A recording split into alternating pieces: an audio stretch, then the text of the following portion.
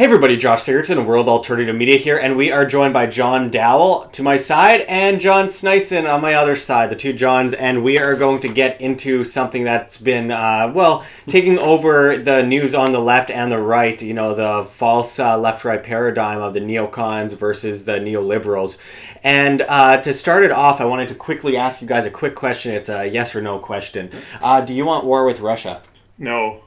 Do you want war with Russia? No. Seems like a bad idea. Are you sure you guys aren't working for Putin? This is the insanity of not just the left, but the right as well in recent times, where the new big conspiracy theory of the establishment anyway, is that anyone that disagrees with going to war with Russia works for Putin. Anyone that supports freedom and liberty works for Putin. So we're going to go over a few prevalent facts here that we need to analyze before we allow this stuff to continue, because it's really putting us all in danger. We talked before about how Hillary Clinton supported shooting down Russian planes in Syria in her no-fly zone, and that would cause World War III. But now they're really pushing it to the max, because I wouldn't say that Donald Trump is completely free of guilt in the sense that he might enhance the military-industrial complex and help in actually attacking Russia in the long run, which worries me a lot. But there's all this stuff in the news that Donald Trump works for Vladimir Putin, that they through the whole election. Now, the CIA, most people within the CIA and the FBI, like him or not, have said that there is no evidence that there is any Russian meddling in the election. Now, when there is a country that is threatening you, when there is a country that is surrounding your borders through international governmental regimes and militaristic initiatives, then of course you are going to worry. You're going to say, well, this country is aggressing against me. I'm going to support, by verbal support, these groups that are trying to expose this conspiracy against Russia. So, with WikiLeaks exposing so much stuff that the U.S. government was involved in, with WikiLeaks exposing so much stuff that Hillary Clinton was involved in, they must immediately work for Russia because, well, in some ways the Russian government used that information to their advantage. Well, sure, wouldn't you? If there was a criminal coming after you and there was another criminal, a slightly lesser criminal, helping to expose the other criminal that is trying to kill you, wouldn't you be supportive of that criminal for that specific cause? Now, I'm going to go over a few facts that a lot of people in the media refuse to talk about, a lot of people in general just refuse to talk about, from John McCain to Hillary Clinton, because if anyone is meddling with Russia, it was Hillary Clinton. Now, Breitbart put up a great article not that long ago on 5 examples of Hillary Clinton working with Russia. So, fact number 1, Hillary approved transfer of 20% of U.S. uranium to Russia, and 9 investors in the deal funneled $145 million to the Clinton Foundation. Bill took in $500,000 for a Moscow speech paid for by a Kremlin-backed bank while Hillary was Secretary of State. Hillary's campaign chairman's Doull energy company bagged $35 million from Putin's Rosnano.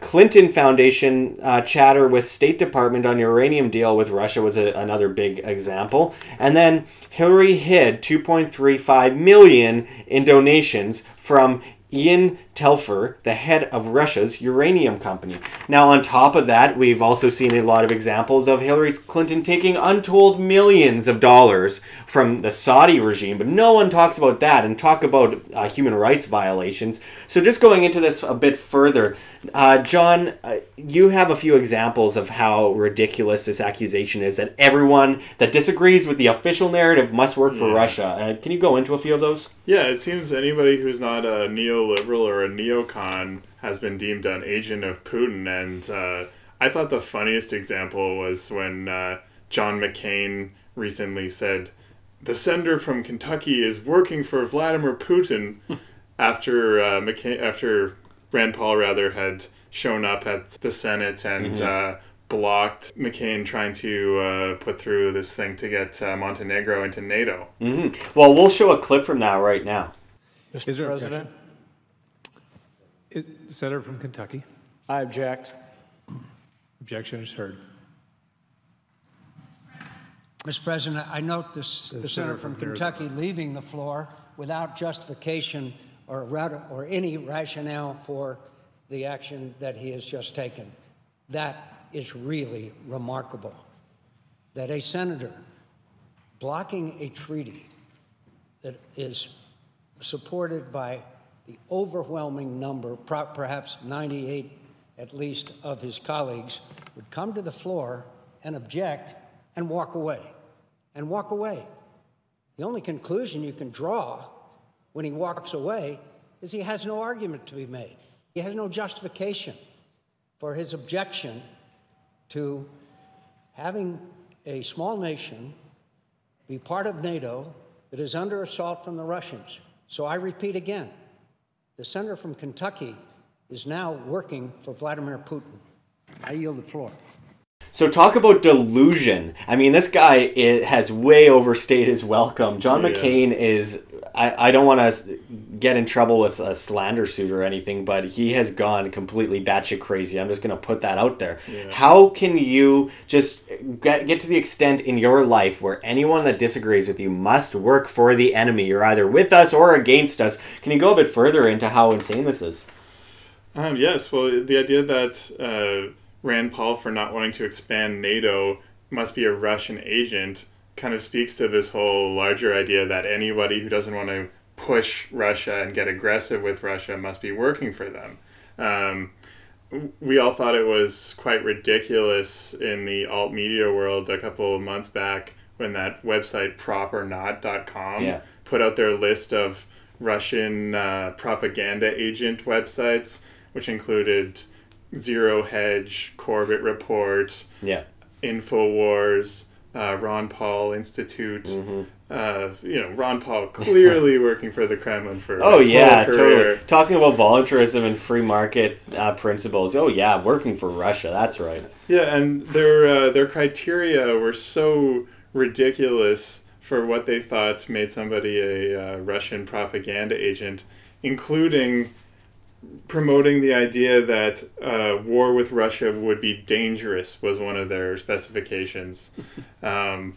Who doesn't think that war with Russia would be dangerous? Yeah, I mean, world war, that's never been dangerous in the past. You don't have to love everything that Putin's doing. I think all of us are agreed that he's got some very fascistic policies. He's a big authoritarian, and he does a lot of terrible things. Whipping protesters in the street isn't exactly a great way to show that you're for liberty or individuality. Yeah, and you don't have to be in favor of that to not want war with Russia, which would be catastrophic on a global scale. Anyone with a brain knows that. But these nut jobs out there are just, the globalists are so committed to war with Russia that they're using these pathetic dinosaur media outlets like the Washington Post, who of course cited Proper Not as a source, when it's just some website slapped together by who knows who, just some random anonymous person with no credentials or anything.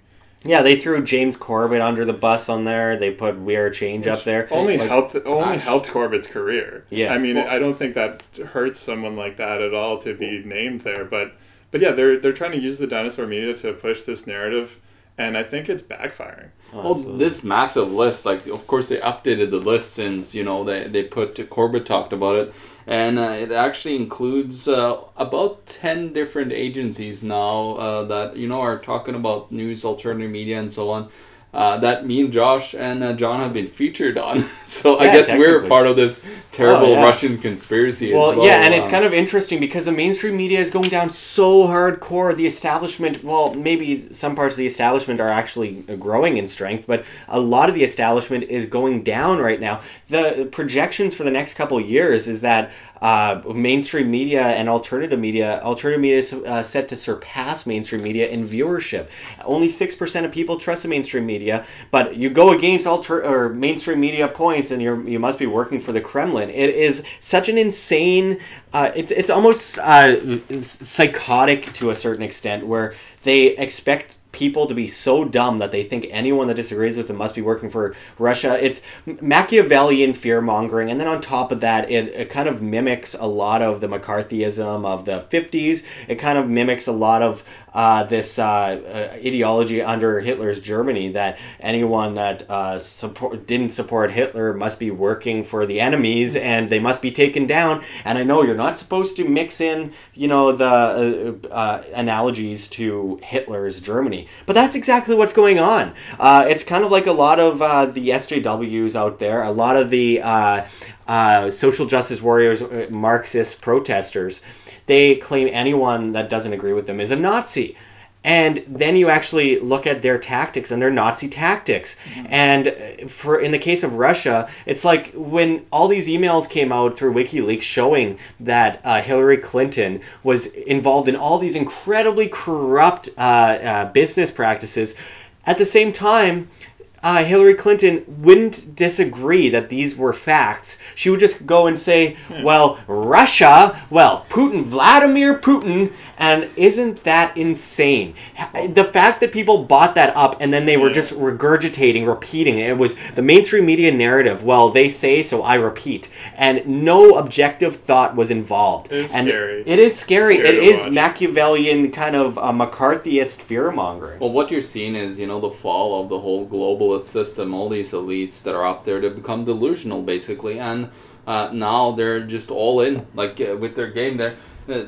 They're gonna fight us till their death, basically, because they have this massive dream of creating this new world order global government thing, and now it's getting severely attacked because the masses are starting to work up, and you know, things like the internet and other things are backfiring upon them, because now people can actually go out and see things instead of, you know, it being hidden from the populace, which was used, you know, by all the kings and queens and everybody in control. We just swapped those kings and queens out with the government, basically. Well, yeah, for so long, as long as I can remember, I've been talking about the deep state. I was watching, you know, 9/11 stuff, conspiracy stuff back at a very young age, and I talked about the deep state. I certainly wasn't being paid by Russia then. I'm not being paid by Russia now. You know, it would be nice to get a few dollars, but I don't take money from any governments, to be quite honest. I refuse any grants and all that kind of stuff. But I find it interesting that now you talk about the deep state and, oh, you must be working for Russia because only Russia would talk about the deep state. Russia has a deep state involved in their government too. But in this case, in the United States, they're powered by the CFR military-industrial complex, the NATO forces, the United Nations, IMF, all the branches. That's the real deep state here. The real deep state, the Federal Reserve System, that's a deep state system. The CIA, the FBI, the ESF. the NSA. Yeah, exactly, the ESF. And all of these groups are legitimately deep state. They are non-government officials that are creating the narrative. They are manipulating the world. They're manipulating the markets, the monetary system, culture, psychology, propaganda through the mainstream media. That is all real deep state problems, and it's all been exposed now. It's all, the light has been shined on the snake den, and they're all scattering to get out. But we're Russian agents for calling it out. It's insane. Yeah. Well, the thing is, like, they're basically what we're seeing with all these agencies in the deep states. You know, if it's the UN or the CIA or whatever it is, it's all about job security. That's all that it is. You know, they don't want to lose their jobs that they created for themselves. Or their end goal, their creepy, almost satanic, ritualistic views on what the world will become. I mean, their depopulation agendas, their all their agendas going through, you know, the United Nations, through these globalist organizations, the CFR, Trilateral Commission, all these Bilderberg group, going even to like the Bohemian Grove, which gives you an idea of how crazy these people are. And you talk about it, but you're working for Russia. I mean, John, we've had a lot of conversations off the cameras about the deep state. Were we being paid by Russians to talk privately about these things? I still haven't gotten my check. I know. Waiting. We're waiting for it, and yet I'm sad every day. I go in my mailbox, nothing. Meanwhile, Joe Biden's son can just go in and buy up Ukraine's natural gas, and, you know, that's not something we should be talking about. Or, like you were saying earlier, Hillary Clinton can just sell hundreds of millions of dollars worth of uranium to Russia. Oh, that's no problem. Yeah. But, you know, as much as I'm not a fan of Rex Tillerson, the idea that, you know, it's just so crazy that Rex Tillerson once was at an event where Vladimir Putin was there, or, you know... He's the CEO of an oil company. What are you asking for? Like, of course he would be there. Well, like, and that's what they do. They collude with governments. But Paul Manafort and Roger Stone are working for Putin because, you know, they made a few deals with banks, and you know, they've worked in Russia in the past, even though Donald Trump himself hasn't really worked at all in Russia over the years. But Roger Stone's going to InfoWars to funnel this disinfo to propagandize the public for Russia. No, they don't need Russia for that. Russia might just be sitting back and going, "Oh yeah, this is good." But only because one deep state is being exposed. That doesn't mean that all of them should be exposed. Trump is actually doing major things that are going to hurt Russia. Like, Trump is bringing back the American coal industry in a huge way. And he's working with Saudi Arabia. And he's going to bring down the price of coal, which is one of Russia's most significant exports, and one of the things their economy is most based on. Things like that are actually going to hurt Russia. And as Josh was saying earlier, something that's very sad but unfortunately true, a lot of us were pulling for Donald Trump in the election over Hillary Clinton because we obviously didn't want this World War III scenario with Russia that was shaping up. Yeah. But in the end, Trump may very well be the president when a war with Russia starts. Yeah.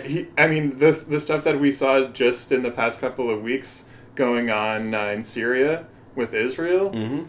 Trump's obviously very committed to supporting Israel just as much as any recent administrations have been. And meanwhile, they go against the ceasefire and bomb civilian places, government places in Syria, and then Syria fires back, and Syria is a terrorist. And meanwhile, the U.S. government was funding and arming these terrorist groups alongside Saudi Arabia and Qatar in the Middle East. And but they're just creating problem, reaction, solution, repeat. So I just don't be surprised. I really, really hope and pray that it doesn't happen, but don't be surprised if the U.S. under Trump ends up coming to Israel's aid in the Middle East, and Russia ends up getting involved in support of Iran or in support of Syria. It's very, very possible. Well, the thing is, the monetary system needs a war because we're in a depressionary stage. Like, the demographics are working against us. You know, we don't have any inflation anymore, which the governments need to sustain all this debt around the world. So, of course, these bankers and economists, they just desperately want a war. And, of course, I was listening to actually a local economist here that works at the U of W, and he was saying, you know, how much we really need. Like, he was talking about the Great Depression, how bad that was, and how, you know, what fixed it? Well, it was a war, he said. Yeah. And he didn't add anything to it, but he basically mentioned that it was a war that ended the Great Depression.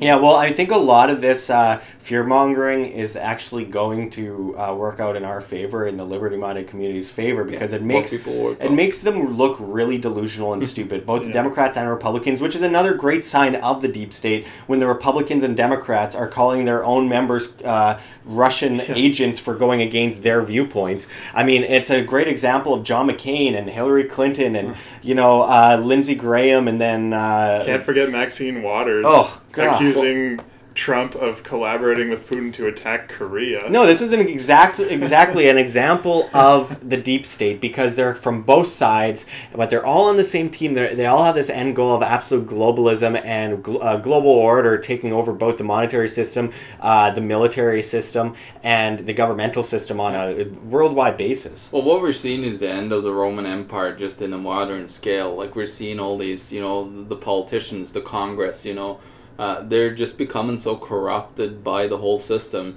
And I think, like, when I started, we're together and started the Manitoba Party here in Canada, at the first speech I said politics are dead. Yeah. These guys that are running in politics, they're nothing but liars to sustain themselves. Yeah. Like, we need to end that system. It's such a fraud, and it's just terrible. And this is what it brought us to this point with the Russia, you know, attack, because they're so desperate to keep and sustain their failed system.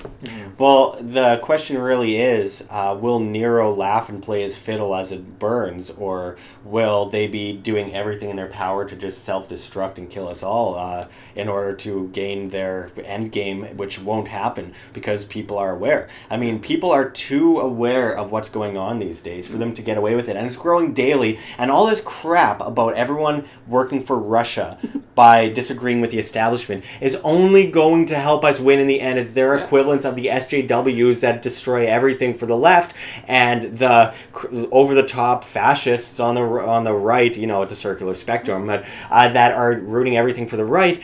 I mean, in the end, it's all going to come down to individualism, because people will see that voluntary interactions between free individuals is a way to go. It's far from the Russian order. It's far from the world order with the United States, Britain, etc. This is something that will self-destruct in their faces the more they BS all of us with this garbage. They can't even think of anything good. They can't even use anything.